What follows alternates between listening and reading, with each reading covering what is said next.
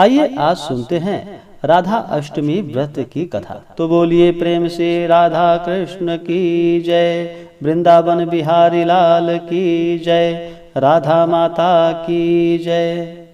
एक समय की बात है कि एक बार देवर्षि नारद ने भगवान सदाशिव के श्री चरणों में प्रणाम करके पूछा कि हे प्रभु, हे महाभाग, मैं आपका दास हूँ। यह बतलाइए कि श्री राधा देवी लक्ष्मी है या देव पत्नी है, महालक्ष्मी है या सरस्वती है, क्या वे अंतरंग विद्या है या वैष्णवी प्रकृति है? सो कहिए, वे देव कन्या है अथवा मुनि कन्या है। तो भगवान सदाशिव बोले कि हे मुनीश्वर, अन्य किसी लक्ष्मी की बात क्या कहें। कोटि कोटि महालक्ष्मी उनके चरण कमल की शोभा के समान तुच्छ कही जाती हैं। हे नारद जी, एक मुंह से मैं अधिक क्या कहूँ। मैं तो श्री राधा के रूप, लावण्य और गुण आदि का वर्णन करने में अपने को असमर्थ पाता हूँ।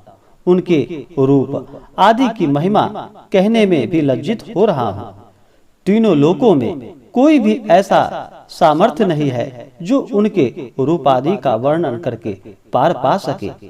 उनकी रूप माधुरी जगत को मोहने वाली, भगवान श्री कृष्ण को भी मोहित करने वाली, यदि अनंत मुख से चाहूं तो भी उसका वर्णन करने की मुझ में क्षमता नहीं।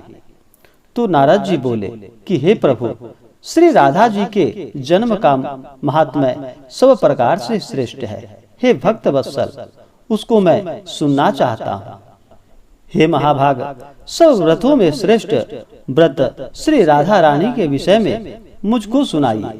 श्री राधा जी का ध्यान कैसे किया जाता है, उनकी पूजा अथवा स्तुति किस प्रकार से होती है, यह सब मुझसे कहिए। हे सदाशिव, उनकी चर्या, पूजा विधान तथा अर्चना विशेष सब कुछ मैं सुनना चाहता हूँ। आप कृपा करके बतलाइए। भगवान शिव जी बोले कि हे नारद, वृषभानुपुरी के राजा वृषभानु महान उदार थे। वे महान कुल में उत्पन्न तथा सब शास्त्रों के ज्ञाता थे। अनिमा, महिमा आदि 8 प्रकार के सिद्धियां से युक्त थे। श्रीमान, धनी और उदार चेता थे। वे संयमी, कुलीन, सद्विचार से युक्त तथा श्री कृष्ण के आराधक थे। उनकी भार्या श्रीमती श्री कीर्तिदा थी। वे रूप यौवन से संपन्न थी और महान राजकुल में उत्पन्न हुई थी। महालक्ष्मी के समान भव्य रूप वाली और परम सुंदरी थी। वे सर्व विद्याओं और गुणों से युक्त थी। उनके ही गर्भ से शुभदा भाद्रपद की शुक्ल पक्ष अष्टमी तिथि को मध्याह्न काल में श्री वृंदावनेश्वरी श्री राधा रानी प्रकट हुई। हे महाभाग, अब मुझसे श्री राधा रानी जन्मोत्सव महोत्सव में जो भजन पूजन अनुष्ठान आदि कर्तव्य हैं, उन्हें सुनिए। श्री राधा जन्माष्टमी के दिन व्रत रखकर उनकी पूजा करनी चाहिए। श्री राधा कृष्ण के मंदिर में ध्वजा, पुष्पमाल्य, वस्त्र, पताका, तोरण आदि नाना प्रकार के मंगल द्रव्यों से यथाविधि पूजन करनी चाहिए।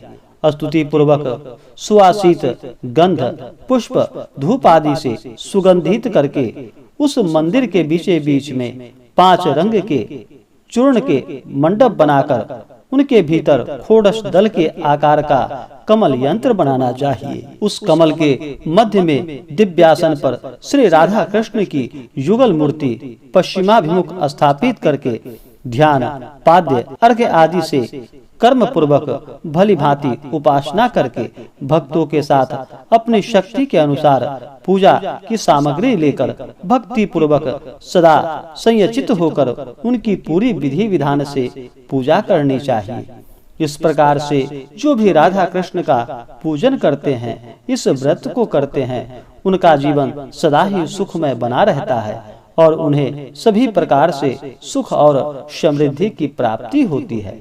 तो बोलिए प्रेम से राधा रानी की जय।